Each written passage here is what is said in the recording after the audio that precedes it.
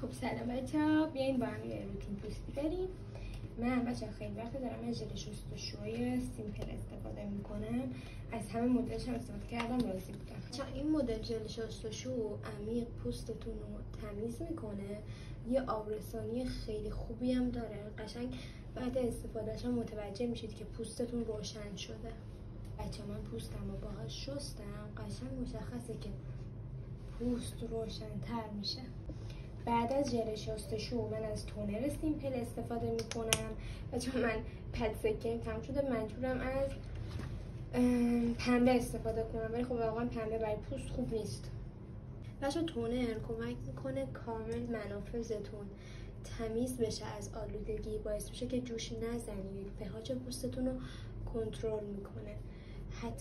حتما پیشنهاد میدم اگه استفاده نمی‌کنید تونر مناسب پوستتون رو تهیه بکنید.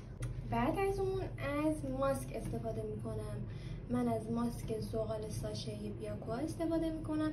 خیلی ماسکی با مزه، پوستتون رو حسابی قشنگ بعدش حس میکنید پوستتون نرم شده، مثل پوست بچه میشه. آلودگی های پوست رو از بین میبره، چربی پوست رو زغال فعال کنترل میکنه و واقعا برای پوست گزینه خیلی خوبیه.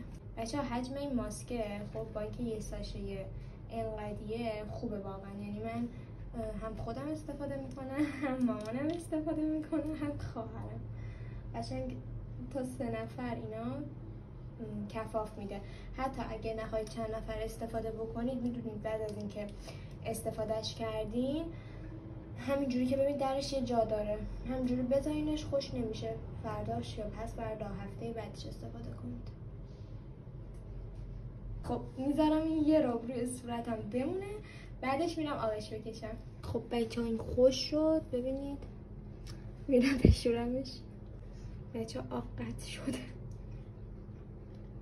من الان با این صورت چیکار کنم؟ بعدش از آبرسان هیدروبوست نوتروژنا استفاده میکنم که 72 ساعت آبرسانی داره و پوستتون رو حسابی با تراوت میکنه. حجم زیادی توش هیالورونیک اسید داره و باعث جوانسازی میشه. خدافظ.